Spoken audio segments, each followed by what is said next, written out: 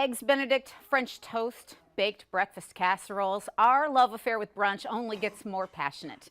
But where do you catch that late morning weekend feast we love so much? Our friend Ariel Turner, a professional foodie with a passion for all things food and bev and brunch, has a rundown of some brunch spots not to be missed. Hey Ariel, glad you're here. Welcome. I'm so glad to be here too. To talk about, you know, the release after a week. We need this. Yes, the love affair with brunch. We've seen this growing over time. What's happening here? I mean, I think it's because we value sleeping in the morning, but we still want breakfast, even though we technically skipped the breakfast hours. So thankfully, restaurants are appeasing our, our lateness, and they're giving us breakfast at like 1 p.m. instead. And it's a great thing. You find that groups of people, maybe they've just been busy. They want to catch up with their friends. Meet you at brunch. You don't have an excuse not to be there. Exactly. And that's one of the things about brunch too, is that large groups tend to gather. So be patient with your restaurants and your servers as well when there's like 15 groups of 8 coming in at the same time. So you like the experience at Maverick Biscuit on Wade Hampton. This is a place that delivers good comfort food, right? Oh yeah, and this is a place where you can roll in your pajamas. This is not a fancy place,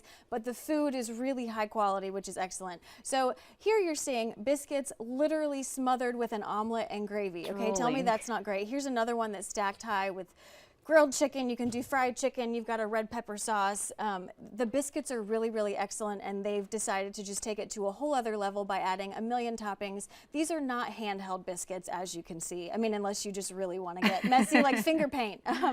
These are definitely a fork and knife situation, but again, very casual. They have great coffee. If you're really into the brunch mimosas type of situation, they have that too, but you don't have to. It's not the type of place where you expect to get bottomless mimosas and things. But you get comfy, settle in, and that'll cure what ails you right there. Yeah, for sure.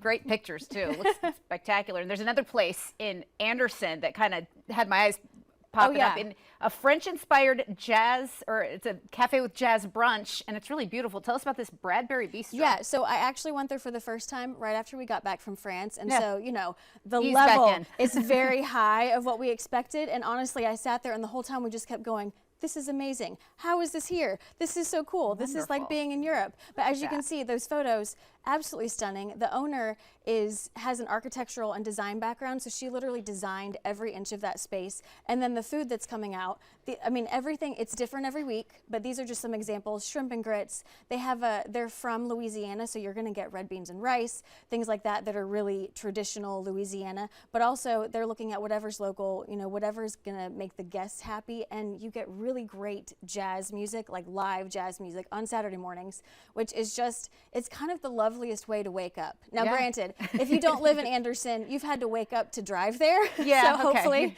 but put a smile on your face once you finally get it. As soon as you get there and you sit down, even if you're out on the patio, which is just lovely, and this time of year when you're getting these really lovely temperatures in the morning, you've got that awning that makes you think that you're in Europe somewhere, and then you just sit there and you order food.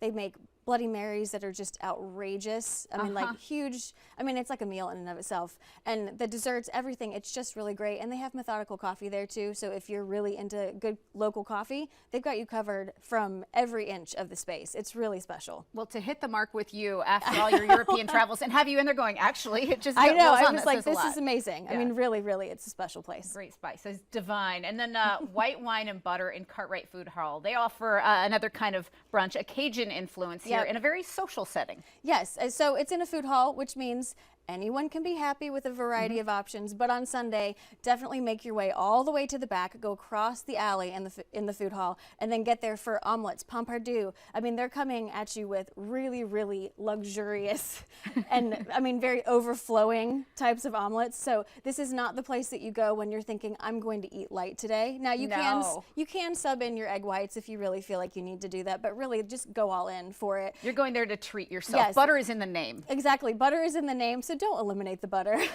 That just makes everyone sad. But also grits, you know, basically your southern staples with a very high-end twist, but it's not in a high-end environment. So again, go in there casually. There's no need to be fancy. And I mean, they have really big tables too. So again, groups are great for this one because it's counter service too. So, you know, everyone can get up and move around as they need to.